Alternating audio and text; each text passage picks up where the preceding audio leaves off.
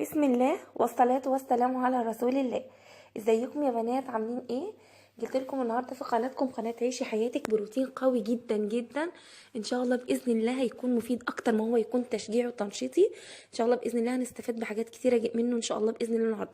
بس بقى قبل ما ابدا بالفيديو، من فضلكم اضغطوا لايك للفيديو ده وشيروه. ولو انتوا لسه اول مره تشوفونا اشتركوا في القناه.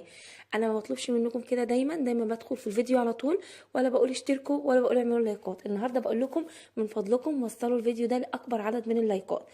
النهارده ان شاء الله باذن الله هعمل لكم روتيني في تنظيف الشقه قبل فتره الامتحانات او قبل دخولي مع الولاد في المراجعه والمذاكره. ليه انا يا جماعه بعمل كده على طول؟ علشان اثناء المذاكره واثناء المراجعه ولادك بيكونوا محتاجينك اكتر ذهنيا ونفسيا وبدنيا، واصلا لازم يكون الجو مهيأ في البيت للاولاد عشان يكون الجو كويس. فانا هعمل الشقه تنظيف عميق جدا، بحيث ان شاء الله باذن الله لما الامتحانات تدخل علينا، اللي هو خلاص الاسبوع ده خلاص هنبدا احنا في الازهر، فيكون انا ذهني صافي مع الاولاد، ويكون البيت يكون مستقر ويكون هادي. اي ام لو عملت كده هتلاقي فتره الامتحانات بتعدي بسهوله وبيسر، غير كل مره بيكون بيتك مستعد وبيتك هادي ورايق. اول حاجه زي ما انتم شايفين الحافظه، جزاكم الله خيرا لانكم نصحتوني بيها. دايما لما كنت باجي اعمل تنظيفات عميقه كنت لازم اعمل السجاده يا اما غسيل بالميه يا اما غسيل جاف. ما شاء الله زي ما شفتوها السجاده نظيفه جدا جدا. اول حاجه ببدا بيها بروح جايبه السلم مسح كده وتنظيف كويس جدا. كنسه من بره الاول، يعني ما بكنسش الشقه وانضفها وبعدين اطلع على السلم، لا انا اول حاجه بعملها زي ما شفتوا بره، وبعد كده بدخل على البيت على طول. تمام. بعد كده زي ما انتوا شفتوا هبدا اشيل بقى الخدديات كلها. وشفتوا برضو المجلس كنت جبت له برضو زي كسوه كده، برضو ما شاء الله بتسهل عليا جدا غسل الكفر بتاع الانترات. ما عدتش بغسله كتير زي الاول، كنت على طول اغسله لما جبت البياضات بتاعته اللي هي المشكله المشجره دي. وفرت عليا زي ما انتوا شايفين المجلس ما شاء الله نظيف جدا. دلوقتي هبدأ اشيل الحافظة. طبعا انا هستعرض معاكم الحافظة دلوقتي، لان لما كنت جبتها في الفيديو اللي فات ناس كتير جدا سألوني قالوا لي هي ديت عبارة عن ايه. فانا بوريها لكم. هي يا جماعة عارفين المصليات او سجادة الصلاة؟ هي تقريبا نفس الخامة كده بالظبط، بس بتكون حجم كبير قوي. بتحفظ السجادة ما شاء الله. زي ما انتم شايفين المجلس نظيف والسجادة نظيفة. ده كله عشان الحافظة وعشان كفر المجلس نفسه. طلعت الفرش بتاعي كده وشمست برضو حاجات كتيرة. بدأت اطلع الفرش بتاعي بره على نظافة. طبعا انا زي ما قلت لكم كنسة بره الاول.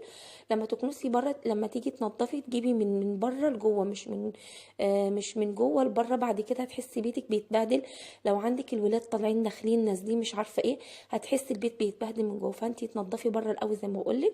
بعد كده هبدأ ادخل بقى على ايه، على اوضه الاطفال. كده زي ما انتوا شايفين اهو فضيت الصاله خالص. ما خلاص كده وشفت كل الفرشه بتاعتها. هبدا بقى ادخل على اوضه الاطفال اشوف ايه اللي محتاج يتعمل فيها. هغير الملايات وهنضفها برضو تنظيف عميق. اول حاجه هشوف الحافظات هوريها لكم. طبعا والله يا جماعه مش عايزه اقول لكم ان الحافظات دي يعني تستاهل فعلا اكتر من 120 جنيه على الموقف او على النتيجه الفعاله اللي انا شايفاها من الحافظات دي. انا طبعا هتشوفوا دلوقتي المراتب بسم الله ما شاء الله نظيفه جدا، يعني تستاهل تمنها ده بصراحه. الحافظات دي محافظه على المراتب نظيفه. هشيل بس الحافظات كده زي ما هي، تغسليها وبتنشف في لحظه لانها اصلا تعتبر بلاستيك من تحت. بتشيل بقى اي دحمسه اي حاجه. الولاد طلعوا على السرير برجليهم، الحاجات بتاعه الاطفال دي بتخلي المراتب كانها جديده خالص زي ما انتوا شايفين كده.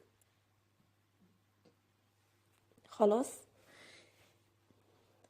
دلوقتي بقى شلت كده الملايات عشان اغيرها. بنفض بقى المراتب كويس جدا. في حاجات في الروتين ده طبعا ممكن مش هوريها لكم، زي ان انا لمعت الخشب ولمعت الازاز ونفضت الحاجات دي الاول. طبعا وريتها لكم في روتينات تانية. انا اقتصرت بس على مثلا حاجات جديده شويه او على توصيل فكره معينه من الفيديو اللي انا عايزه اقول لك. حاولي قبل الامتحانات قدر الامكان تهيئي البيت للولاد، لان انت نفسك لما يكون البيت نظيف انت بتكوني نفسيتك مرتاحه. فانت مضطره انك تقعدي مع ولادك تراجعي معاهم، صح ولا لا؟ وتذاكري معاهم. فلو ما انت تذاكري معاهم والبيت حواليكي رايق انت نفسيا هتكوني مستقره. لكن الدنيا حواليكي ملعبكه وانت مضطره تقعدي معاهم ومحبوسه جنبهم عشان الامتحانات ومش قادره تقومي تعملي شغل بيتك. فانت حاولي تنظفي كده تنظيفه عميقه قبل الامتحانات. وبعد كده ان شاء الله باذن الله لما ياخدوا الاجازه تروحي عامله كمان مره برضو تنظيف عميق. كده دلوقتي هتقومي بقى كل يوم من على الوش كده تعملي وخلاص. طبعا انا برضو دلوقتي همسح بالميه على فكره، مش همسح بالشرشوبه، عشان كده انا شايله فرش البيت كله. صراحه انا ما بهمنيش يعني شتاء من صيف في موضوع ان انا اكب ميه وامسح، لان ما بحسش ان انا نظفت البيت غير لما بكب ميه فيه. ممكن المع بالشرشوبه في حاله مثلا ان انا لسه مسحب في نفس الاسبوع، فمش مشكله بشرشوبه خلاص والارض نظيفه. ودلوقتي وانتوا شايفين وانا بكنس السيراميك بيلمع بسم الله ما شاء الله، بس بيكون في رمل كده يا جماعه، ما بيروحش الرمل ده غير بالمسح. طبعا انا بعتذر للمشاهدين الحساسين المرهفين الحس على منظر الزباله اللي شايفينها. كان في تعليق يعني جالي في الفيديو اللي فات، واحدة بتقول الزبالة وكده يعني، فمعلش يعني المنظر دوت اللي هو المهين للمشاعر يعني، لو كان جارح شوية ليكي موضوع الزبالة يعني فاستحملي شوية. طبعا اللي زي ما انتوا شايفين اللي انا طلعته ده كله، حركت طبعا الركنة، كنست وراها، حركت كل حاجة في البيت، كنست تحتها عشان امسح على النظافة. استقبلي امتحاناتك وانت رايقة، ذهنك صافي، مرتاحة نفسيا، عشان تقدري تدي اولادك وتقدري فعلا ما تكونيش متعصبة عليهم. انا عارفة اي ست بيت ما بتحسش انها هادية كده من جواها غير لما تحس البيت نظيف ورايق من جواه. طبعا اللي انا عملته في الشقه ده ان شاء الله هعمل زيه برضو في المطبخ، وهنزل لكم روتيني برضو في تنظيف المطبخ قبل الامتحانات، علشان تكون الدنيا هاديه عندي، ما يكونش بعمل حاجات وانا متعفرته وانا متضايقه، ولا لاحقه اعمل بيتي ولا لاحقه اذاكر مع الولاد. لا، انا هدي الولاد حقهم في الفتره دي، واقول لهم يلا بقى جه وقتكم، وانتوا الوقت ده كله ليكم، بس برضو اكون انا ذهنيا مستريحه، واكون ان انا هاديه. ما تنسوش ان شاء الله باذن الله في اخر الفيديو ده جايبه عامله شويه مشتريات كده بسيطه تشوفوها معايا. ده طبعا دلوقتي ببدا انشف الارضيه، بعملها بالشرشوبه، بس باجي بقى عندي بطانيه كده كانت قديمه بنشف بقى الارضيه، بتشطف في الميه كويس جدا. دلوقتي جبت السجاد من بره عشان ابدا بقى ايه، نفرش بقى على نظافه. وشايفين بسم الله ما شاء الله البيت بيبرق يعني، بسم الله ما شاء الله، لو شميتوا ريحته بقى هتعرفي يعني ايه فعلا نظافه، ويعني ايه مسح، ويعني ايه تنفيض، من تنفيض عميق مش من على الوش كده. تمام، بسم الله ما شاء الله. دلوقتي خلاص كده فرشت البيت كله.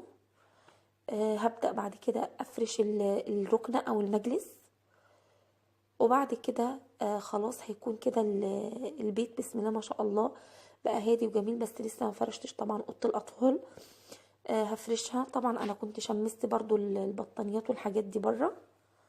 خلاص دلوقتي هفرش كده كل حاجه. عايزه اقولك ان الولاد في الفتره بتاعه الامتحانات ديت يا جماعه بيكونوا عايزين الام حواليهم ما تكونش مرتبكه، ما تكونش مضغوطه. فانتي كست بيت اللي ممكن يضغطك فعلا، وممكن يحسسك ان انتي قاعده دماغك مش مع ولادك، وانا عارفه اي ست بيت اكيد هتكون كده، ان بيتك ما يكونش نظيف. فاول حاجه عشان تستعدي للامتحانات بهدوء اعصاب مع ولادك، تكوني منظفه شقتك تنظيف عميق، وتكوني منظفه مطبخك كويس جدا، بحيث يبقى كل المطلوب منك يوميا مثلا على قد المواعين، تحطي دورة غسيل، تعملي اكل، تشوفوهم عايزين ايه، تبقى دماغك كلها مع الولاد، مش قاعده مهمومه والدنيا كده حواليكي مكركبه. تمام. وان شاء الله باذن الله برضو على استقبال اجازه نص السنه تعملي البيت برضو عشان تقعدوا كده تقضوا اجازه سعيده وانتم مستمتعين بجو اسري كده هادي ومريح، بعيد عن اي توتر وكركبه وعصبيه وكلام من ده. الام بقى اللي ممكن تيجي بقى تمكت لك البيت او تعمله بقى تكركبه تنظيف عميق بقى ايام الامتحانات، يبقى انت كده بتاثري فعلا في حق ولادك.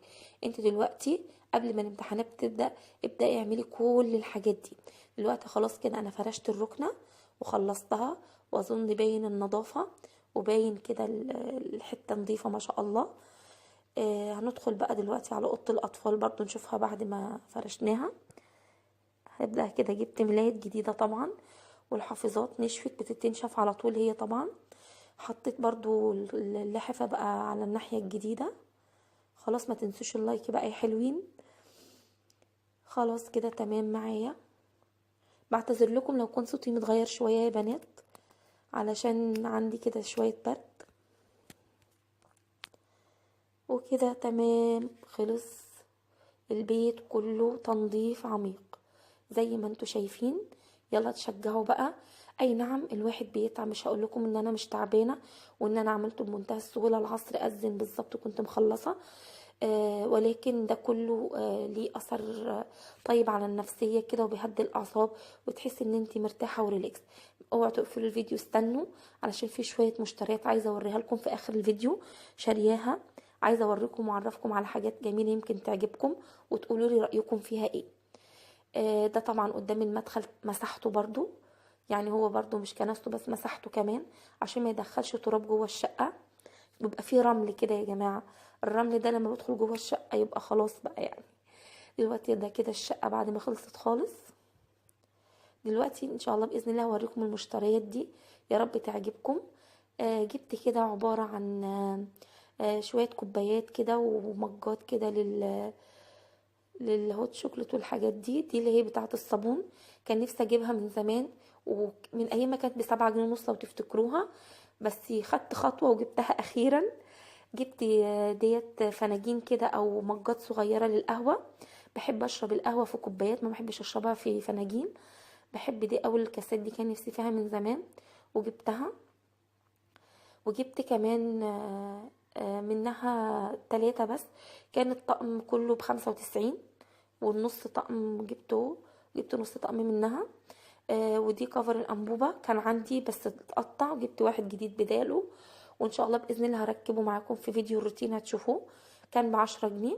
ومشابك طبعا انا بجيب مشابك كل شهر، للاسف كل شهر مشابك. ودي فوط. انا طبعا مدمنه فوط مطبخ، معرفش عندي حاجه كده، كل شويه اجيب فوط مطبخ. الفوطه دي كانت